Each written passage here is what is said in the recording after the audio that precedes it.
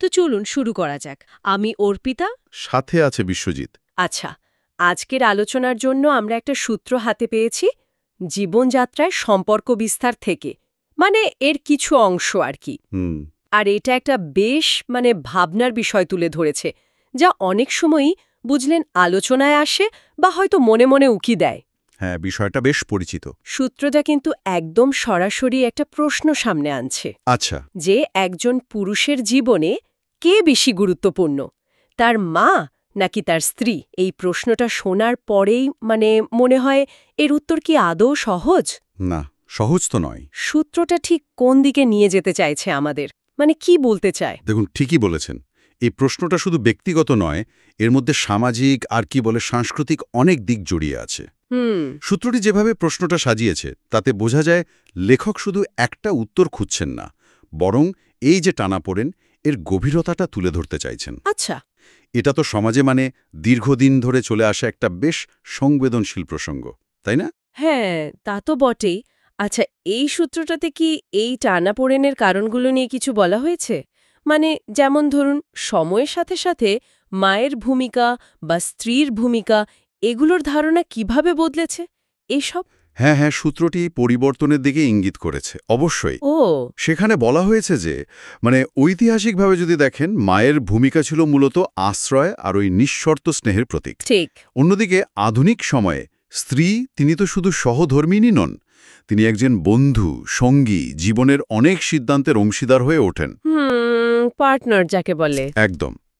সূত্র অনুযায়ী এই দুটো ভূমিকাই অত্যন্ত গুরুত্বপূর্ণ, কিন্তু তাদের প্রকৃতিটা ভিন্ন। হ্যাঁ, সেটা তো ঠিক। আর এইটাই অনেক সময় পুরুষের জীবনে এক ধরনের মানসিক দ্বন্দ্ব তৈরি করে। তার সূত্রটি বলছে যে গুরুত্বের ধরনটা আলাদা।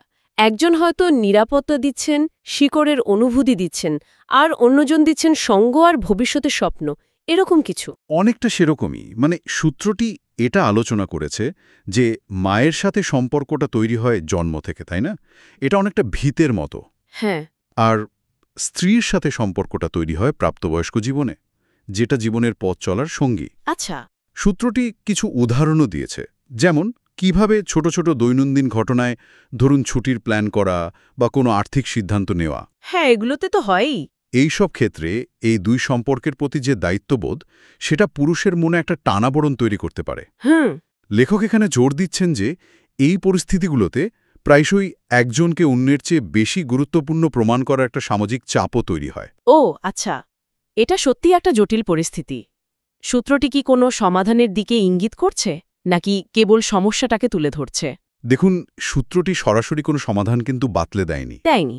না, বরং সমস্যাটার যে জটিলতা, সেটার উপরেই বেশি গুরুত্ব দিয়েছে।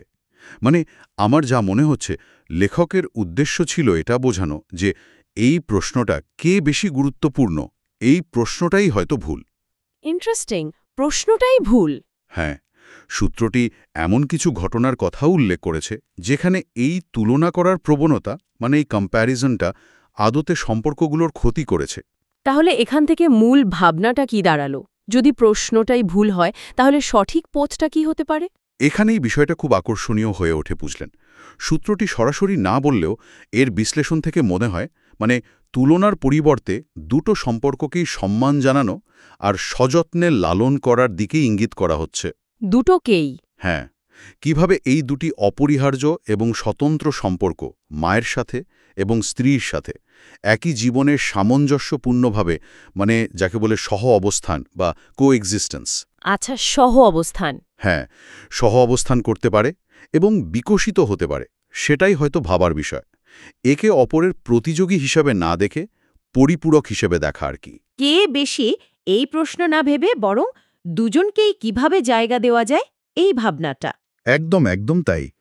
চূড়ান্ত উত্তর খোঁজার চেয়ে এই সম্পর্কগুলোর যে জটিলতা এবং সেগুলোর প্রতি যত্নবান হওয়ার যে প্রয়োজনীয়তা, সেটা স্বীকার করাই হয়তো বেশি জরুরি। সূত্রটির বিশ্লেষণ আমাদের এদিকেই ঠেলে দেয়। হুম। এটা এমন একটা ভাবনা যা আমাদের আরও অন্বেষণ করতে উৎসাহিত করতে পারে।